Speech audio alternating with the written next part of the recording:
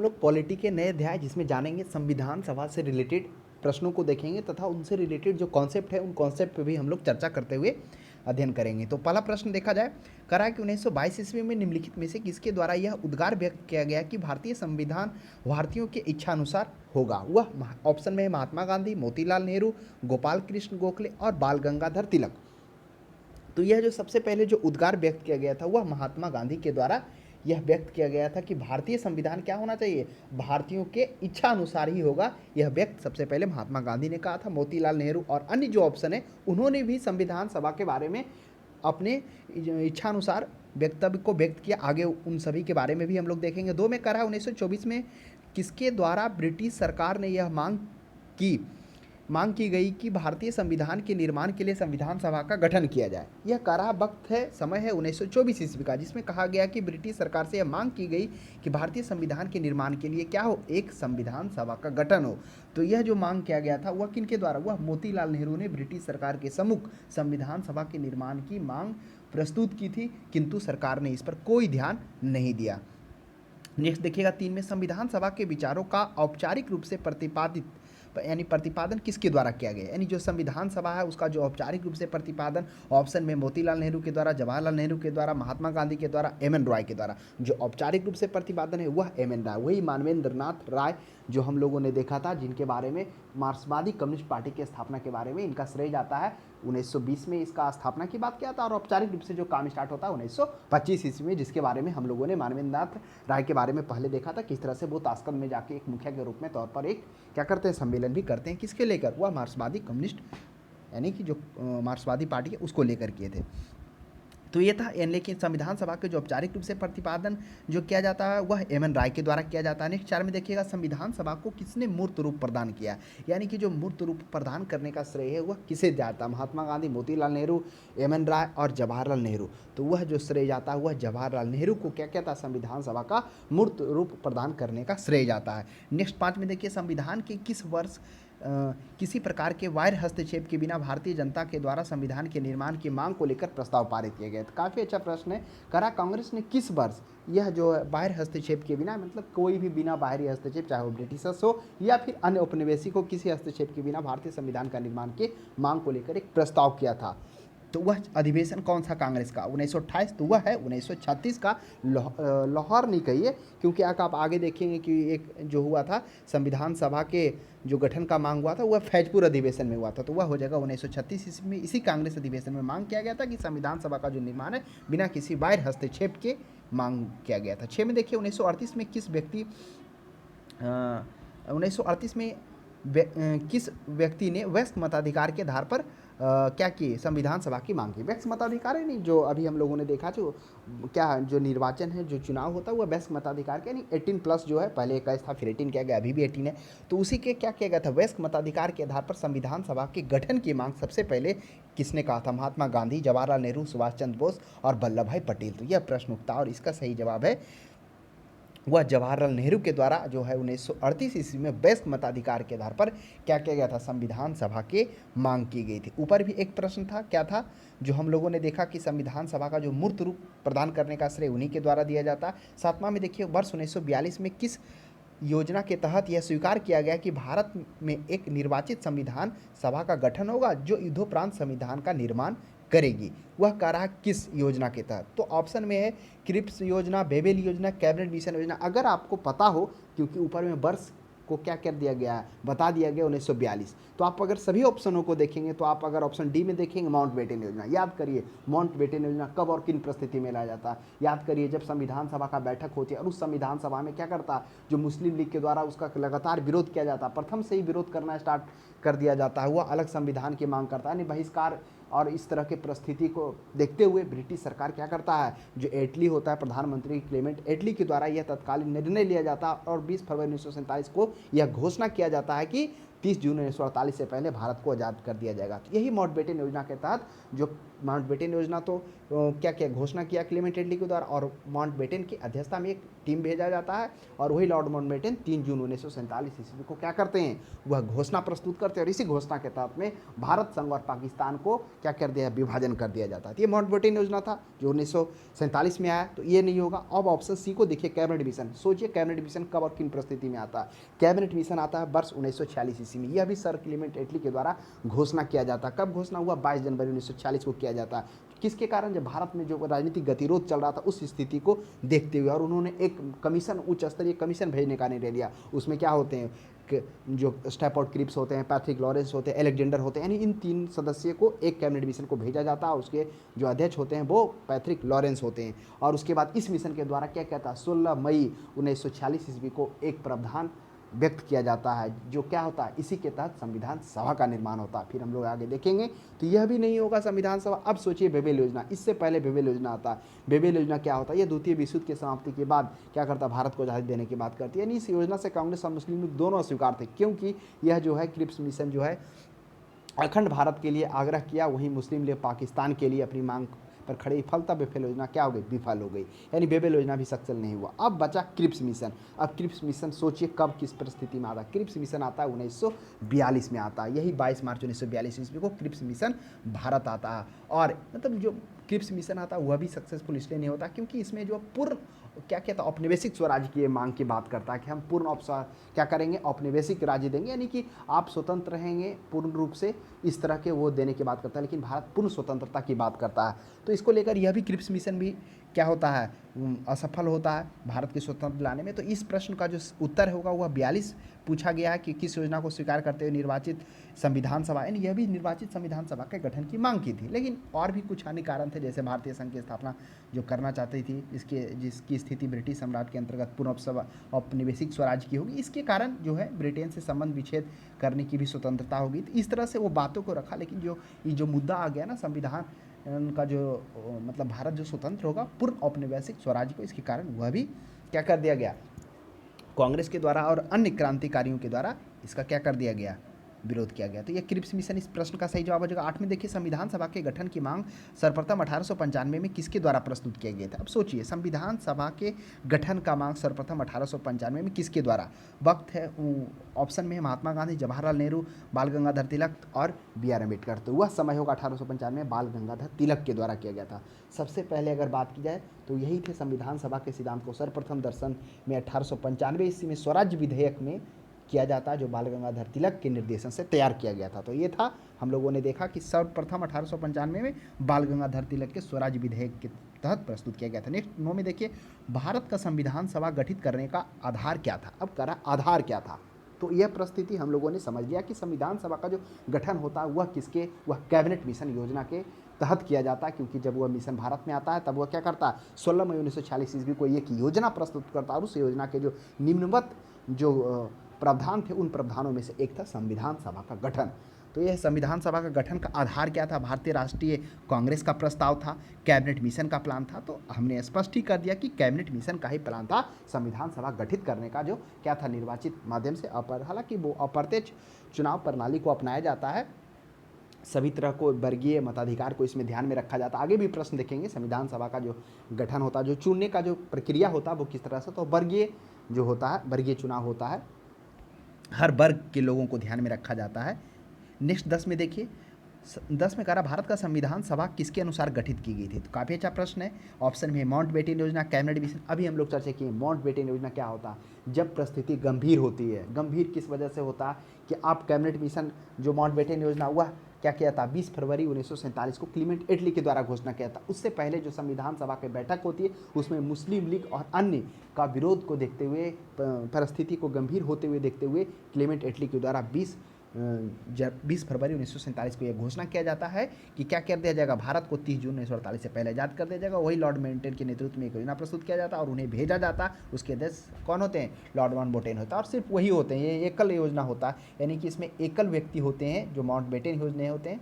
तो ये कभी कभी तो प्रश्न ये भी पूछ दिया जाता है कि जो क्या था, लॉर्ड माउंटबेटन जो योजना था वह क्या था, एक स्तरीय था, सिर्फ लॉर्ड माउंटबेटन थे। फिर वो क्या आते हैं, भारत आते हैं। उसके बाद फिर क्या किया जाता है, 3 जून 1947 ईस्वी को उनके द्वारा एक योजना को प्रस्तुत किया जाता है। उस योजना में क्या किया जाता है, भारत संघ और पाकिस्तान को इस योजना के तहत क्या कहता है, विभाजित करने का कार्य किया जाता है। इस प्रकार से माउंटबेटन योजना जो है संविधान सभा का गठन नहीं, ये हालांकि जो महत्वपूर्ण भूमिका आप एक तरह से कहिए कि भारत और पाकिस्तान का जो विभाजन है उसमें यह अहम भूमिका निभाता है। उसके बाद क्रिप्स मिशन, आप देखिए क्रिप्स मिशन कब आया था, क्रिप्स मिशन 1942 में आया, जिसमें हम लोगों ने देखा कि पूर्ण औपनिवेशिक स्वतंत्रता की बात करता है, जिसके कारण इसका भी क्या किया जाता है, विरोध किया जाता है। उसके बाद फिर साइमन कमीशन का प्रस्ताव। अब सोच लीजिए साइमन कमीशन कब आया था, वह 1927 ईस्वी में आया था। याद करिए साइमन कमीशन के बाद कितनी परिस्थितियां बनी हुई थी। जब वह आता है, साइमन गो बैक का नारा लगता है, एक को लाला लाजपत राय की मृत्यु होती है, उसका बदला लेने के लिए फिर गरम दल के नेता, फिर एचआरए का सहयोग होता है, वो अलग क्षेत्र है। थोड़ा फिर इधर मूवमेंट आप लेंगे कि जब साइमन कमीशन गो बैक का नारा लगता है, तब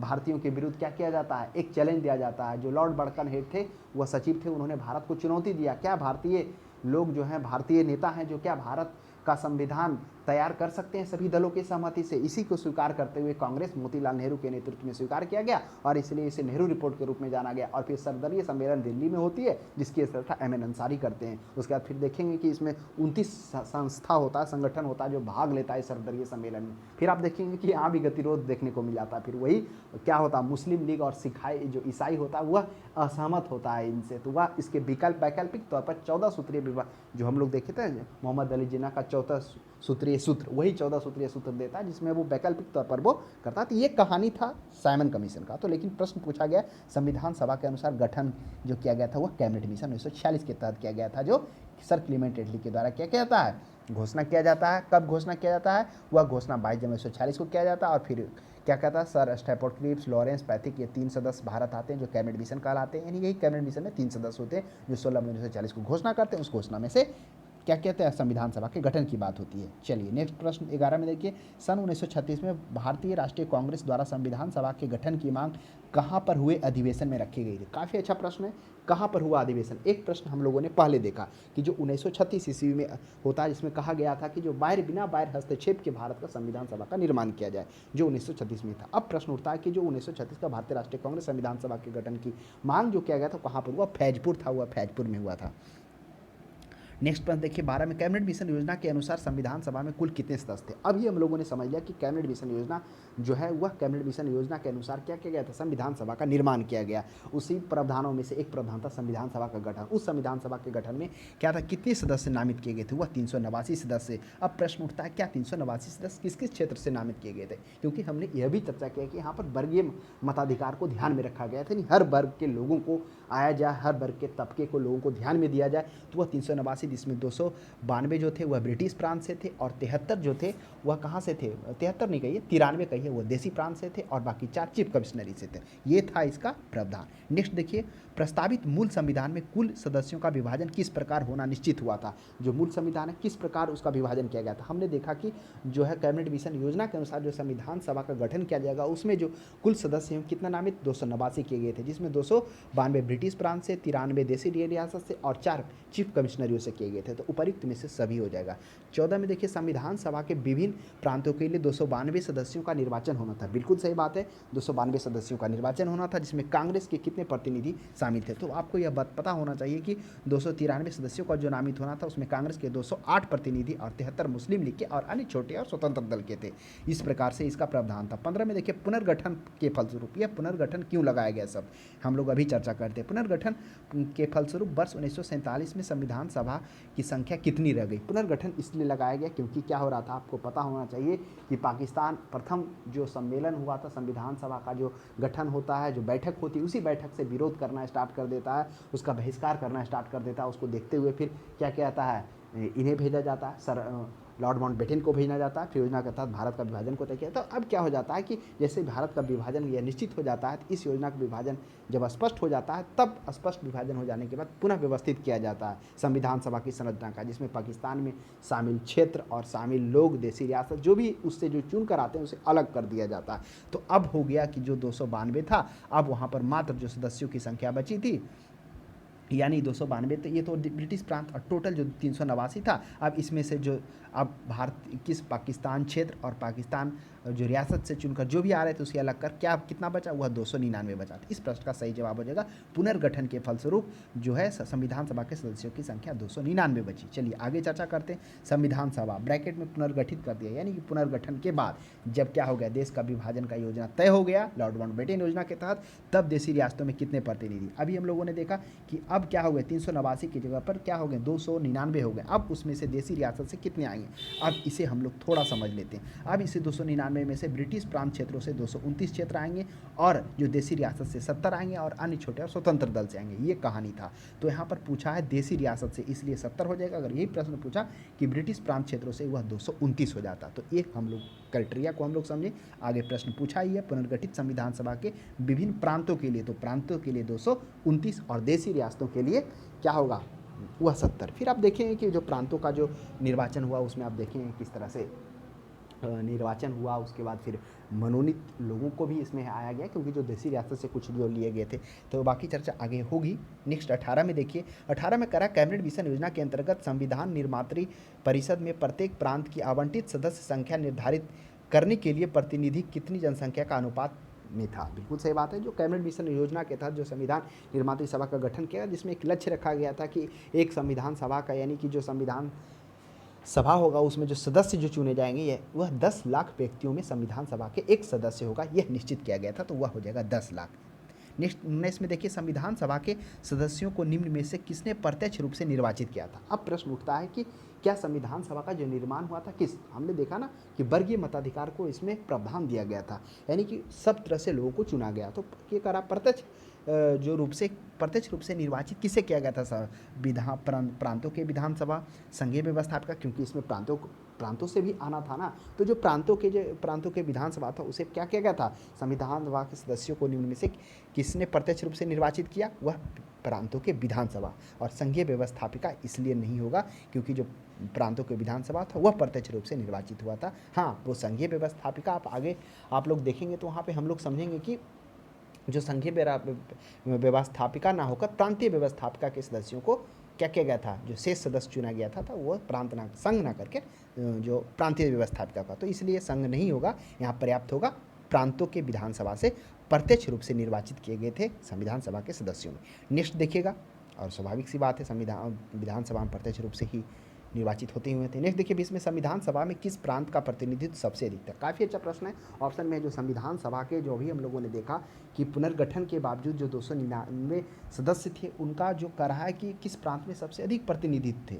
ऑप्शन में बंगाल, चेन्नई, मुंबई, संयुक्त प्रांत। तो ऑप्शन होगा संयुक्त प्रांत। इस संयुक्त प्रांत में कौन सा क्षेत्र आता था, वह संयुक्त प्रांत में अगर आप देखेंगे तो एक तो यूपी आ रहा था, जिसको पहले हम लोग संयुक्त प्रांत आप किसे कह सकते हैं, मतलब ये आगरा और ये यूपी, ये दोनों क्षेत्र इसमें इंक्लूड था। तो आप जो अवध के रूप में जाना जा रहा था, तो आगरा अवध कह सकते हैं आप। तो संयुक्त प्रांत में सबसे अधिक।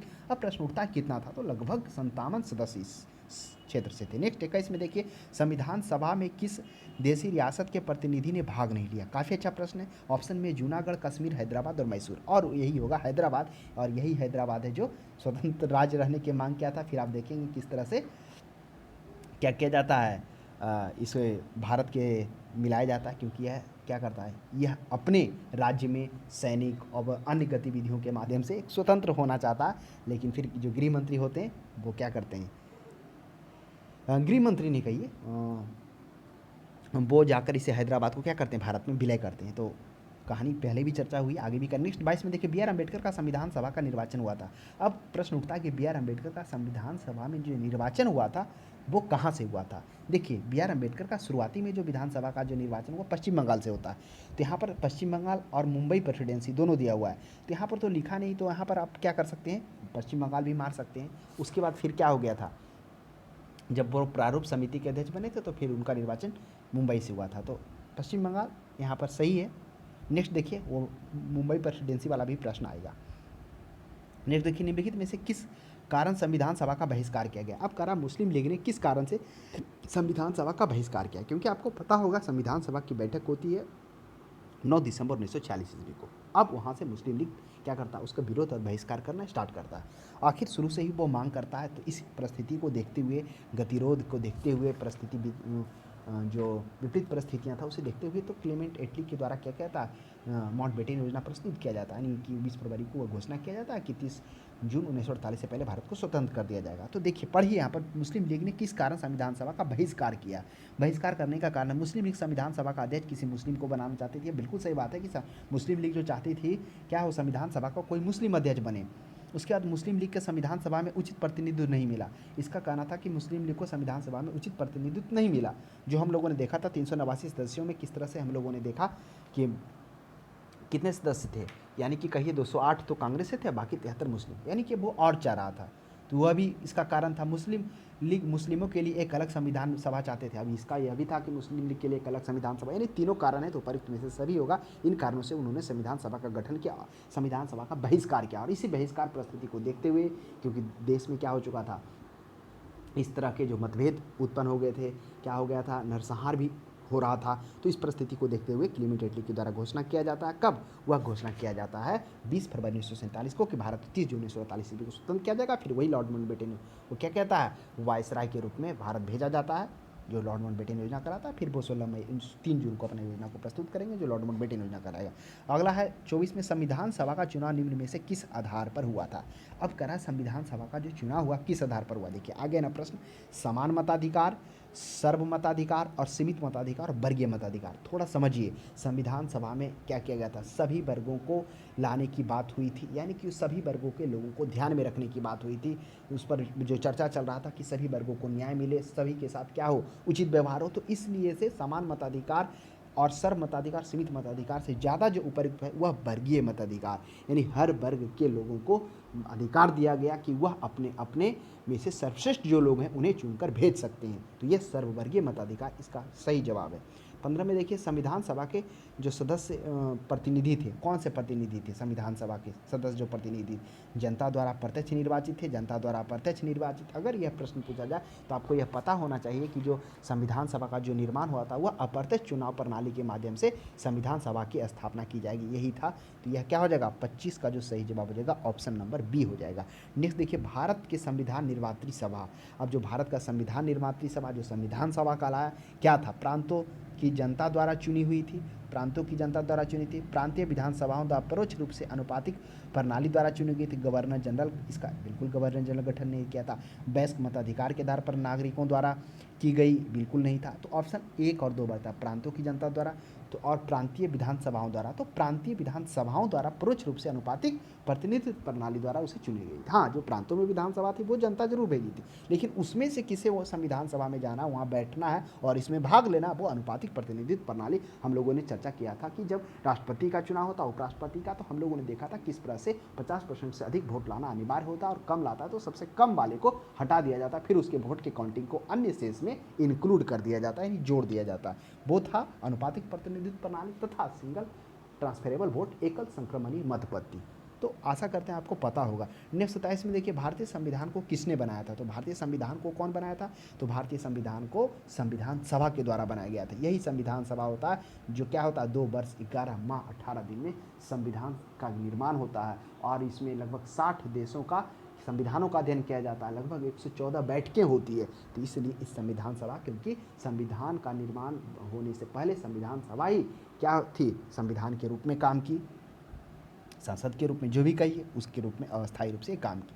नेक्स्ट है 28 में संविधान सभा के लिए चुनाव कब संपन्न हुआ। काफ़ी अच्छा प्रश्न अब हम लोग थोड़ा समझिए। अब क्या होता है, कैबिनेट मिशन क्या किया जाता है, सर क्लेमेंट एटली के द्वारा जो घोषणा 22 जनवरी 1946 को भारत में राजनीतिक गतिरोध को देखते हुए क्या किया जाता है, घोषणा किया जाता है। गतिरोध को दूर करने के लिए क्या किया जाता है, एक घोषणा या उच्च स्तरीय कमेटी, उच्च स्तरीय कैबिनेट मिशन के जो भेजने का निर्णय लिया जाता है। और उस मिशन में पैट्रिक लॉरेंस, एलेक्जेंडर और कौन होते हैं, ये होते हैं स्टेफोर्ड क्रिप्स होते हैं।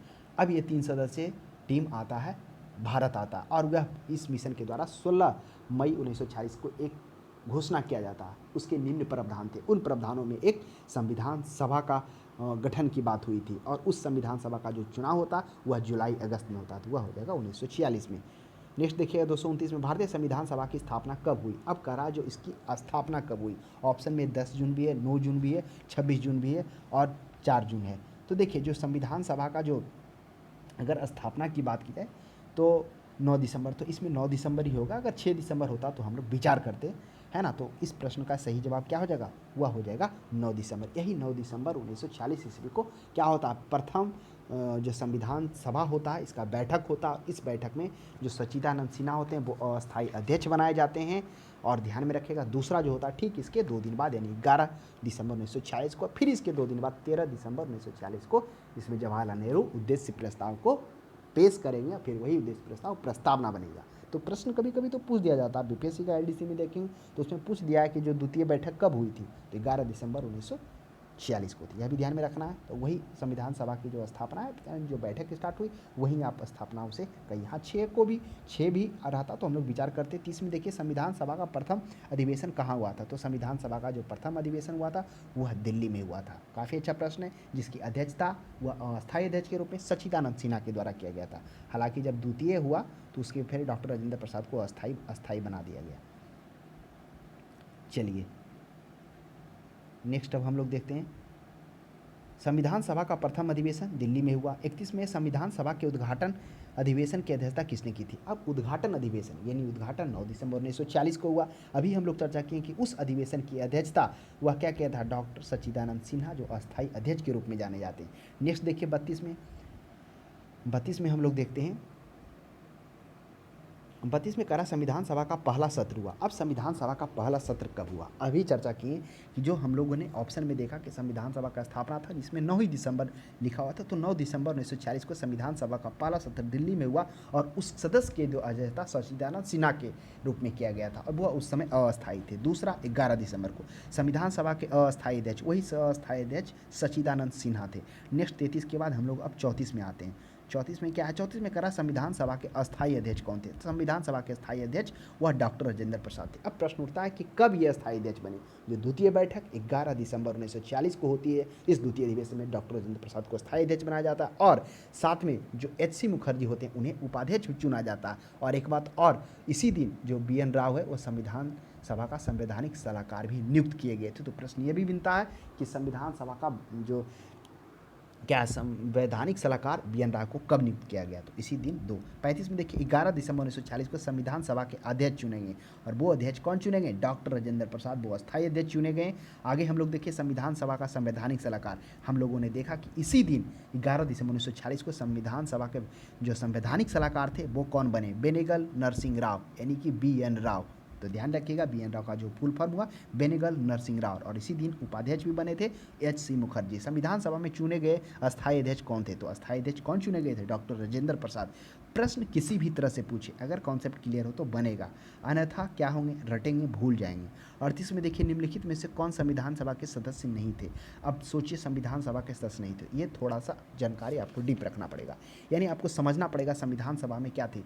8 बड़ी समितियाँ और अन्य छोटी समितियाँ, टोटल मिलाकर कहिए कि 13 समितियाँ चल रही थी, मतलब मोटे तौर पर। अब क्या कहता, उसमें से जो बड़ी समितियां थी उसमें से क्या था, संघ समिति, संघीय समिति, प्रांतीय समिति, प्रारूप समिति। अब उस प्रारूप समिति में से कुछ लोगों का बात है, क्योंकि उस प्रारूप समिति का जो है उसके 2 अध्यक्ष कौन थे, भीमराव अंबेडकर सहित इसमें 7 अध्यक्ष थे, यानी 6 अन्य थे। तो वही KM जो मुंशी हैं, यह जो KM मुंशी है बम्बई से निर्वाचित हुए थे, यह प्रारूप समिति के सदस्य थे। अब है N गोपाल अयंकर। N गोपाल अयंकर सोचिए थोड़ा सा, यह है अलादी कृष्णा, N गोपाल है ना, तो N गोपाल जो एंकर थे वो मद्रास से निर्वाचित थे, यह भी प्रारूप समिति के सदस्य। TT कृष्णाचारी, अभी सोचिए कौन थे TT कृष्णाचारी, जो आप कह सकते हैं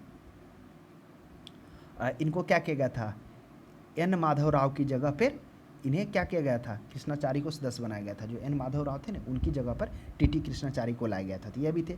HM बेग क्या थे, संविधान सभा के सदस्य नहीं थे। तो इस प्रश्न का सही जवाब ऑप्शन नंबर C हो जाएगा, तो ध्यान में रखना है। नेक्स्ट देखिएगा संविधान सभा के विभिन्न पहलुओं के अध्ययन हेतु संविधान सभा ने कितनी समितियां नियुक्त की थी। अब प्रश्न आ ही गया, हमने देखा कि 8 बड़ी समितियां, अन्य छोटी समितियां मिलाकर टोटल जो समितियां नियुक्त की गई थी वह 13 समितियां नियुक्त की गई थी। तो ध्यान में रखना है। नेक्स्ट हम लोग देखते हैं 40 में करा संविधान सभा के प्रारूप, यानी जो भी हम लोग चर्चा किए थे, जिसमें टी.एन. कृष्णा स्वामी, अल्लादी कृष्णा स्वामी, गोपाल स्वामी अयंकर, के.एम. मुंशी थे, वो हम लोगों ने चर्चा किया कि वो प्रारूप समिति के सदस्य थे, जिसमें प्रारूप समिति के टोटल अध्यक्ष सहित 7 सदस्य थे, यानी एक अध्यक्ष और 7 अन्य थे। एक अध्यक्ष कौन थे प्रारूप समिति के? वो डॉक्टर बी.आर. अम्बेडकर। संविधान सभा के प्रारूप समिति की नियुक्ति कब की गई? काफ़ी अच्छा प्रश्न। ऑप्शन में है 29 अप्रैल 1947, यानी सभी 1947 है। 1 अप्रैल है, जून है, अगस्त है, दिसंबर है। तो आपको ध्यान में होगा 29 अगस्त 1947 को प्रारूप समिति यानी मसूदा समिति तैयार किया गया। इसके अध्यक्ष डॉक्टर भीमराव अम्बेडकर और 6 अन्य सदस्य थे, जिसमें से कुछ चेंज किया गया। जैसे हमने देखा कि एन माधव राव थे, एन माधव राव को क्या कर दिया गया? उनके जगह टी कृष्णाचारी को लाया गया। फिर उसके बाद बी.एम. मित्तर और डी.डी. खेतान के स्थान पर, अच्छा हमने मिस्टेक से बोल दिया। देखिए एम.एन. माधवा जो माधव थे और टी कृष्णामूर्ति, वो दोनों को लाया गया था, है ना। तो थोड़ा सा एक बार पीछे वाले प्रश्न को सुधार लेंगे। बी.एम. मित्तर थे, बी.एम. मित्तर की जगह पर क्या किया गया था? एन माधव को लाया गया था। तो ध्यान में रखेंगे, जो बी.एम. मित्तर की जगह पर क्या एम माधव राव को लाया गया था, और डी.पी. खेतान की जगह पर टी कृष्णाचारी को लाया गया था। तो हो गया इसका प्रश्न। 29 अगस्त 1947 को प्रारूप समिति का जो तैयार किया गया था, उसकी नियुक्ति की गई। 41 में देखिए, भारतीय संविधान सभा का प्रारूप समिति के अध्यक्ष कौन थे? तो भारतीय संविधान सभा के प्रारूप समिति के अध्यक्ष डॉक्टर भीमराव अम्बेडकर थे। अध्यक्ष सहित इसमें 7 सदस्य थे, 6 अन्य थे, जिसमें हम लोग चर्चा किए। 2 का बदलाव होता है। बी.एम. मित्तर रहते हैं, बी.एम. मित्तर की जगह पर कौन रहते हैं? एन माधव लाते हैं, और डी.पी. खेतान की जगह के टी कृष्णाचारी को नियुक्त किया जाता है। 42 में देखिए, संविधान सभा के प्रारूप समिति सदस्यों की संख्या कितनी थी? तो प्रारूप समिति के समिति सहित अध्यक्ष सहित 7 सदस्य थे। तो बी.आर. अम्बेडकर तो कुछ अध्यक्ष होते हैं, बाकी 6 अन्य होते। के.एम. मुंशी ऊपर ऑप्शन में था, के.एम. मुंशी थे, गोपाल स्वामी अयंकर थे, और अल्लादी कृष्णा स्वामी अय्यर थे, वे थे। अब 2 का चेंज हुआ, बी.एम. मित्तर और डी.पी. खेतान। बी.एम. मित्तर की जगह पे कौन आए? एन माधव आए, और डी.पी. खेतान की जगह पर कृष्णाचारी, टी कृष्णाचारी आए, कृष्णाचारी। नेक्स्ट 43 में देखिए, निम्नलिखित में से कौन संविधान सभा के प्रारूपण समिति के सदस्य नहीं थे? काफी अच्छा प्रश्न है। अब गोपालचारी अयंकर याद करिए, बिल्कुल थे। ये मद्रास से निर्वाचित हुए, मद्रास से निर्वाचित, हाँ बिल्कुल सही। देखिए मद्रास से 2 हुए थे, इसलिए हमने रुक गया। मद्रास से 1 हुए थे, गोपाल स्वामी अयंकर, और एक कृष्णा स्वामी अय्यर भी थे। वह भी क्या मद्रास से निर्वाचित थे, लेकिन वो निर्दलीय थे। तो गोपाल अयंकर थे, अल्लादी कृष्णा स्वामी जो अभी हम लोग चर्चा किए, अल्लादी कृष्णा स्वामी अय्यर, यह भी कहाँ से थे? यह भी मद्रास से, लेकिन ये निर्दलीय थे। तो दोनों मद्रास, अल्लादी कृष्णा स्वामी भी और गोपाल अयंकर, अंतर यही, यह निर्दलीय थे। बी.आर. अम्बेडकर कहाँ से हुए थे? बी.आर. अम्बेडकर शुरुआती में तो पश्चिम बंगाल से होते हैं, लेकिन संविधान सभा में बी.आर. अम्बेडकर का जो निर्वाचन होता है वह मुंबई से होता है। इसलिए होता है ना, देखिए कारण क्या होता है, जब बंगाल का विभाजन हो जाता है ना, तो उस बंगाल के विभाजन हो जाने के कारण जिस क्षेत्र से वो चुने गए थे ना, वो क्षेत्र पाकिस्तान के अधीन में चला जाता है। इसके कारण वो होता है, फिर मुंबई से चुने जाते हैं। डॉक्टर राजेंद्र प्रसाद, तो डॉक्टर राजेंद्र प्रसाद क्या होते हैं? इस प्रारूप समिति के अध्यक्ष नहीं होते। अब प्रश्न उठता है, क्या डॉक्टर राजेंद्र प्रसाद किसी चीज़ के सदस्य थे, अध्यक्ष थे? तो वो थे प्रक्रिया नियमन समिति के। तो ध्यान में रखिएगा। नेक्स्ट 44 में देखिए, निम्नलिखित में से कौन प्रारूप समिति का सदस्य नहीं था? कौन समिति नहीं था? याद ही हो गया, के.एम. मुंशी तो बिल्कुल थे, जो इसमें 7 सदस्य थे, बी.आर. अम्बेडकर सहित। गोपाल स्वामी अयंकर थे, गोपाल स्वामी जो अयंकर थे मद्रास से निर्वाचित थे। और इसी के साथ में कौन थे? कृष्णा स्वामी अय्यर, ये भी मद्रास से थे, लेकिन जो अल्लादी कृष्णा स्वामी थे वो निर्दलीय थे। अब मोहम्मद सदाउतुल्ला है और जवाहरलाल नेहरू।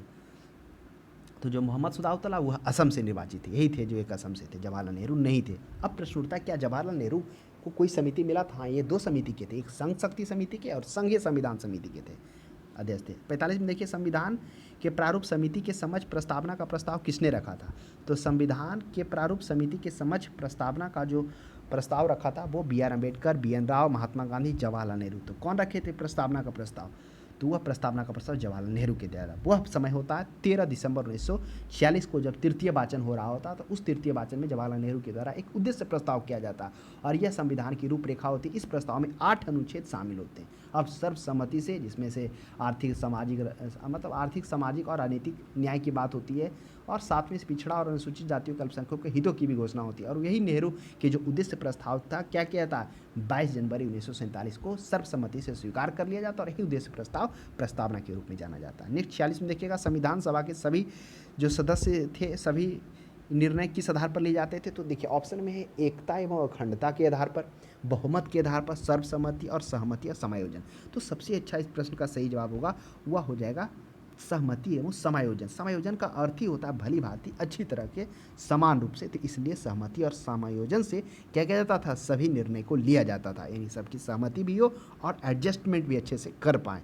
नेक्स्ट 47 में देखिए, संविधान सभा में उद्देश्य प्रस्ताव किसने प्रस्तुत किया था, तो अभी चर्चा हो गया कि उद्देश्य प्रस्ताव जवाहरलाल नेहरू के द्वारा 13 दिसंबर तृतीय वाचन में लाया जाता है और फिर 22 जनवरी 1947 को स्वीकार कर लिया जाता है और वही प्रस्तावना के रूप में जाना जाता है। भारतीय संविधान सभा के संघीय समिति के अध्यक्ष कौन थे, तो संघीय समिति और संघ शक्ति समिति दो के अध्यक्ष थे जवाहरलाल नेहरू थे, बिल्कुल ध्यान में रखिएगा। अंबेडकर प्रारूप समिति के थे। आगे हम लोग देखिए कृष्णा स्वामी अलादी कृष्णा स्वामी अय्यर, तो ये प्रारूप समिति के सदस्य थे। अब बचा सरदार पटेल, तो आगे चर्चा हो जाएगी सरदार पटेल के बारे में। ऐसे बता दें आपको, प्रांतीय संविधान समिति के अध्यक्ष थे, जिसमें हमने प्रश्न में एक रुका था ना कि हैदराबाद को ही पटेल उठते हैं और जाते हैं उसको अधीन में करते हैं।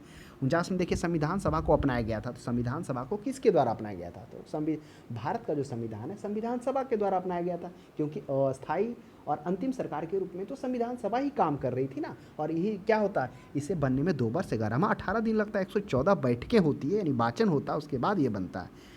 नेक्स्ट 50 में देखिए, भारत को एक संविधान देने का प्रस्ताव संविधान सभा द्वारा पारित किया गया था। कब पारित किया गया था कि भारत संविधान सभा को पारित किया गया, तो एक संविधान देने का प्रस्ताव कब पारित किया गया, तो ऑप्शन में है 22 जनवरी 1946, ऑप्शन में है 22 जनवरी 1947। तो स्वाभाविक सी बात है, इस प्रश्न का जो सही जवाब हो जाएगा वह हो जाएगा 22 जनवरी 1947 को क्या किया गया, संविधान देने का प्रस्ताव को संविधान सभा द्वारा पारित किया गया। तो ये ध्यान में रखना है। अब प्रश्न उठता है 22 जनवरी 1947, सोचिए थोड़ा, अभी चर्चा की कि 22 जनवरी 1947 को जो तृतीय वाचन होता है इसमें उद्देश्य प्रस्ताव को अपना लिया जाता है, फिर वहीं पर क्या होता है, उसी वाचन में संविधान देने का प्रस्ताव को संविधान सभा द्वारा पारित किया जाता है, एक संविधान दिया जाएगा। फिर 60 देशों के संविधानों का अध्ययन किया जाता है, बृहद रूप से उसके पढ़ा जाता है। नेक्स्ट एक कॉमन में देखिए, संविधान निर्मात्री सभा में राष्ट्रीय ध्वज संबंधी तदर्थ समिति के अध्यक्ष कौन थे, काफ़ी अच्छा प्रश्न है। अब संविधान निर्मात्री सभा में तदर्थ समिति के अध्यक्ष कौन थे, अब जो तदर्थ समिति होते हैं ये मतलब राष्ट्रीय ध्वज भी है और तदर्थ समिति भी है। तो देखिए उस समिति के जो अध्यक्ष होते हैं वो कौन होते हैं, वह होते हैं डॉक्टर राजेंद्र प्रसाद। राष्ट्रीय ध्वज और तदर्थ समिति के अध्यक्ष होते हैं। हमने अभी चर्चा किया कि जो डॉक्टर राजेंद्र प्रसाद थे प्रक्रिया नियमन समिति के भी अध्यक्ष थे और संचालन समिति के भी अध्यक्ष थे। वही तदर्थ समिति और राष्ट्रध्वज समिति के अध्यक्ष के रूप में डॉक्टर राजेंद्र प्रसाद थे। राष्ट्रीय झंडे की अभिकल्पना को भारत के संविधान में कब ग्रहण किया गया, अब 48, 50, 39, 47 प्रश्न काफ़ी अच्छा है। तो राष्ट्रीय झंडे को संविधान में 22 जुलाई 1947 को अपनाया गया। तो 1947 कहाँ है, तो वही जुलाई 1947 में अपनाया गया। फिर देखिए भारतीय संविधान सभा ने राष्ट्रीय ध्वज की रूपरेखा को अंगीकार कब किया, उसी दिन अंगीकार किया जब क्या किया गया, संविधान सभा में राष्ट्रीय झंडे की अभिकल्पना को स्वीकार किया गया। तो वही राष्ट्रीय ध्वज की रूपरेखा को यानी 22 जुलाई 1947 को क्या कर लिया गया, उसे अंगीकार यानी एडोप्ट कर लिया गया। संविधान सभा ने संविधान को अंतिम रूप किस दिन पारित किया, अब प्रश्न उठता है कि 26 नवंबर 1949 को, 26 जनवरी 1950 को, तो कह रहा है कि अंतिम रूप किस दिन पारित किया, तो वह जो पारित किया जाता है वह अंतिम रूप 26 नवंबर 1949 ईस्वी को अंगीकृत कर लिया जाता है, एडोप्ट कर लिया जाता है। हालांकि जो उसके बाद जो होता है, यानी आप उसे कहिए कि आखिरी जो बार उसको जो दिया जाता है, फिर उसके बाद क्या होता है, ये आगे प्रश्न देखने को मिलेगा। तो यहाँ पर पूछा अंतिम रूप से किस दिन पारित किया गया, तो अंतिम रूप से जो पारित किया गया 26 नवंबर 1949, इसी दिन उसको अंगीकृत कर लिया जाता, बनकर तैयार हो जाता। फिर उसके कुछ दिन बाद सभी लोगों की सहमति होती है और सभी सिग्नेचर करते। संविधान सभा के अंतिम रूप किस दिन आखिरी बार मिली, अब प्रश्न है आखिरी बार कब मिली, वही आखिरी बार कब मिला, वह 24 जनवरी 1950 ईस्वी को आखिरी बार मिला। अब ऐसा क्यों, सोचिए उस समय जरूर एडोप्ट कर लिया गया था, लेकिन जो अंतिम रूप से जो पारित आखिरी दिन जो पूछा गया आखिरी बार मिला, क्योंकि सभी लोग जो बनकर तो तैयार हो गया था, सहमति थी, लेकिन आज सभी का हस्ताक्षर होना बाकी था, एक तरह से ऑफिशियली वर्क बाकी था, तो वह सभी लोग हस्ताक्षर इसी दिन 24 जनवरी 1950 को करते हैं। प्रश्न आगे यह भी मिलेगा कि उस संविधान सभा में कितने व्यक्तियों का हस्ताक्षर था, आ ही गया प्रश्न। संविधान सभा के कितने उपस्थित सदस्यों ने संविधान सभा पर हस्ताक्षर किए थे, सदस्य टोटल तो 299 नियुक्त हुए। अब उपस्थित सदस्य कितने थे, ऑप्शन में है 262, 284, 287, 289। सोचिए प्रश्न का जवाब क्या हुआ, 284 सदस्य थे, यही उपस्थित सदस्य इस पर संविधान सभा पर हस्ताक्षर किए थे, जो क्या किया 24 जनवरी 1950 के दिन आखिरी बार उसको दिया गया। 57 में देखिए संविधान सभा का अंतिम रूप से पारित संविधान में कुल कितने अनुच्छेद और अनुसूचियां हैं, जब अंतिम रूप से पारित हुआ तो उसमें कितने अनुच्छेद अनुसूचियां थी, 395 अनुच्छेद और 8 अनुसूचियां। क्या अभी भी 8 अनुसूचियां हैं, आप हमें जवाब दीजिए। 58 में देखिए, संपूर्ण भारतीय संविधान के निर्माण में संविधान सभा का कितना समय लगा? तो संविधान सभा के निर्माण में 2 वर्ष 11 माह 18 दिन 114 बैठकें हुई, 60 देशों के संविधान को अध्ययन किया गया। और वह जो इसका जो प्रथम वाचन 9 दिसंबर 1946 से स्टार्ट होता है। प्रथम, द्वितीय, तृतीय इंपॉर्टेंट है, ध्यान में रखिएगा। 59 में किस दिन संविधान सभा का अंतरकालीन संसद के रूप में आविर्भाव हुआ? अब कह रहा अंतरकालीन संसद के रूप में आविर्भाव, आविर्भाव का अर्थ होता है जिस दिन लागू हुआ।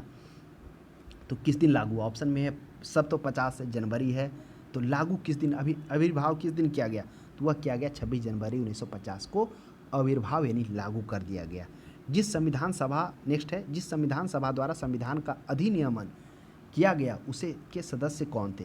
यानी जिस संविधान सभा का जो अधिनियमन किया गया उसके सदस्य कौन थे? गवर्नर जनरल द्वारा नामित किए गए थे? बिल्कुल नहीं। राजनीतिक दलों द्वारा नामित किए गए थे? बिल्कुल नहीं। 4 में लोगों द्वारा सीधे निर्वाचित? बिल्कुल नहीं। विभिन्न प्रांतों के विधानसभाओं द्वारा नामित किए गए थे? यह बिल्कुल सही है कि जो संविधान सभा का जो अधिनियमन किया गया था। नेक्स्ट 61 में देखिए, भारत के लिए संविधान सभा की रचना हेतु संविधान सभा का विचार निम्नलिखित में से सर्वप्रथम किसने प्रस्तुत किया था? यह भी प्रश्न अच्छा है कि जो संविधान सभा की रचना हेतु संविधान सभा का विचार, सोचिए कौन किया था? ऑप्शन में स्वराज्य पार्टी सबसे पहले पूछा है ना। तो अब इस ऑप्शन में तो सबसे पहले हो जाएगा क्या? स्वराज पार्टी 1924 ईस्वी में ही हम लोगों ने देखा किस तरह से मोतीलाल नेहरू के नेतृत्व में यह प्रश्न को उठाया जाता है और कहा जाता है, क्या कहा जाता है, जो हम लोगों ने पहले प्रश्न देखा था कि भारतीय संविधान का निर्माण संविधान सभा के द्वारा गठन किया जाए। तो ये जो सबसे पहले स्वराज पार्टी के द्वारा, क्योंकि मोतीलाल नेहरू के नेतृत्व में था। नेक्स्ट 61 के बाद हम लोग 62 में आते हैं। 62 में करा निम्नलिखित कथनों में से कौन सा एक सही है? चलिए, सही पर हम लोग विचार करेंगे।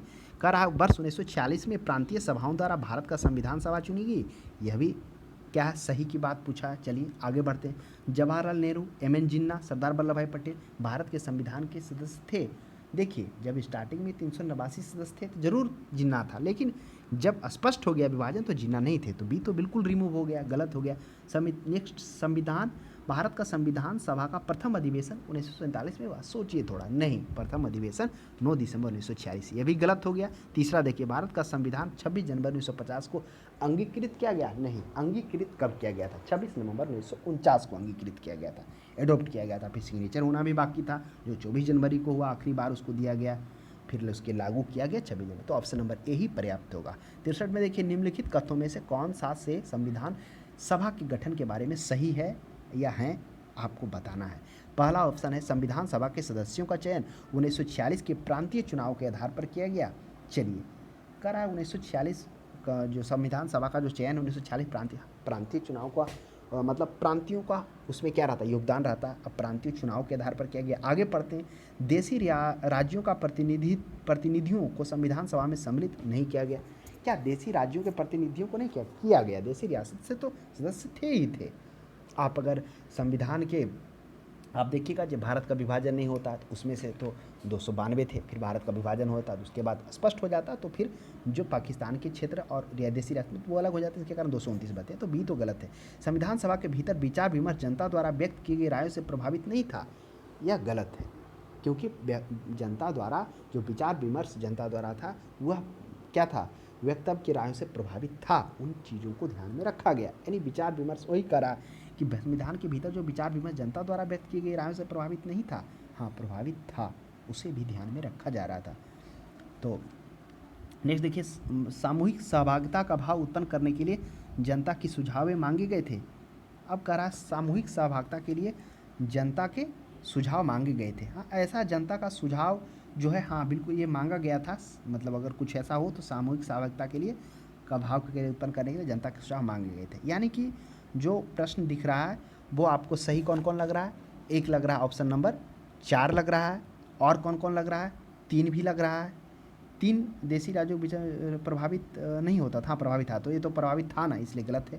फिर 2 भी गलत है, और 1 और 4 हमें पर्याप्त लग रहा है। 2 3 तो बिल्कुल गलत हो गया, तो ऑप्शन नंबर डी हो जाएगा।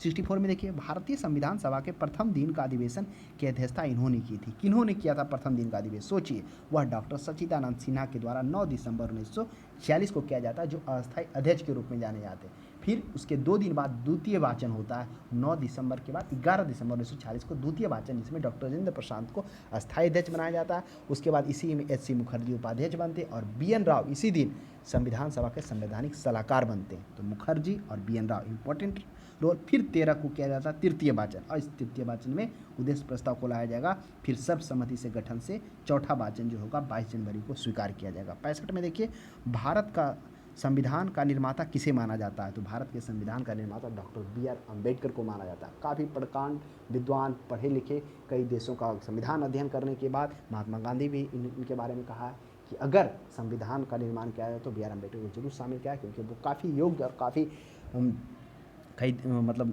विद्वान व्यक्ति हैं, तो ही बी.आर. अम्बेडकर थे। प्रारूप समिति के अध्यक्ष भी थे, तो इसी को माना जाता है इन्हीं को। नेक्स्ट देखिए 46 में संविधान पांडुलेखन। पांडुलेखन का अर्थ होता है जो लिखने का काम है, लेखन समिति, वही प्रारूप समिति बी.आर. अम्बेडकर के जिसके अध्यक्ष थे। समिति में कौन सदस्य नहीं थे? आइए, बहुत अच्छा प्रश्न है।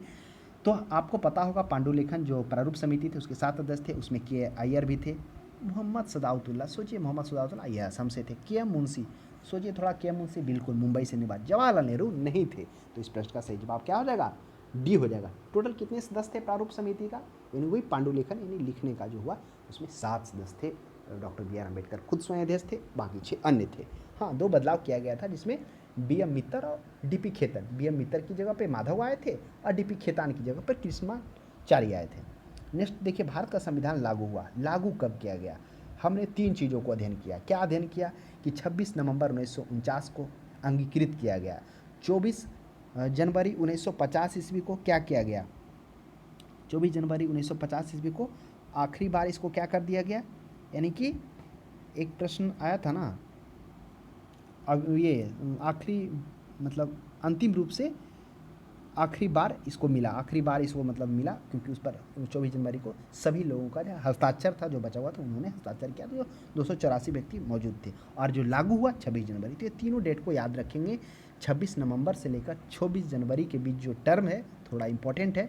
68 में देखिए भारत का संविधान 26 जनवरी को दिन लागू करने का निर्णय क्यों लिया गया? प्रश्न की चर्चा बहुत बार याद करिए। 1929 का अधिवेशन जिसकी अध्यक्षता जवाहरलाल नेहरू करते हैं, लाहौर में करते हैं, और उसमें संकल्प लिया जाता है, पूर्ण स्वराज्य की बात की जाती है, और उसमें यह भी संकल्प लिया जाता है कि 26 जनवरी को यानी अगला 26 जनवरी को भारत में स्वतंत्र दिवस मनाया जाएगा। तो भारत के बहुत क्षेत्रों में, अधिकांश क्षेत्रों में लोगों ने बढ़ चढ़कर हिस्सा लिया, स्वतंत्र दिवस मनाया। और उसी को मध्य रात्रि में क्या किया गया? रावी नदी के तट पर 30 दिसंबर 1930 ईस्वी को क्या किया गया था?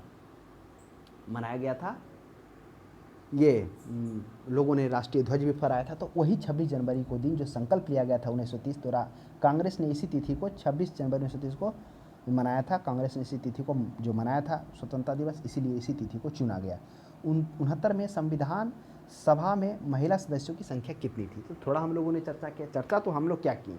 प्रांतों से देखे, देसी रियासतों से देखा और चीफ कमिश्नरियों से देखे। प्रांतों में जो स्टार्टिंग में जो था चुना गया था उसमें 200 कितना था? 389 में से 292 ब्रिटिश प्रांत से, जब विभाजन नहीं हुआ था तब की बात कर रहे हैं।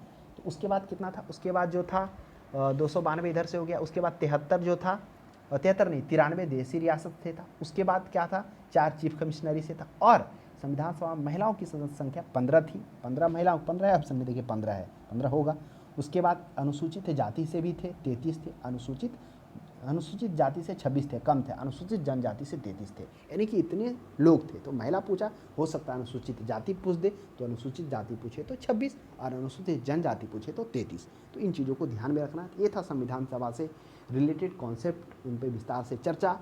तो आपको यह क्लास कैसा लगा कमेंट बॉक्स में जरूर सजेस्ट करें।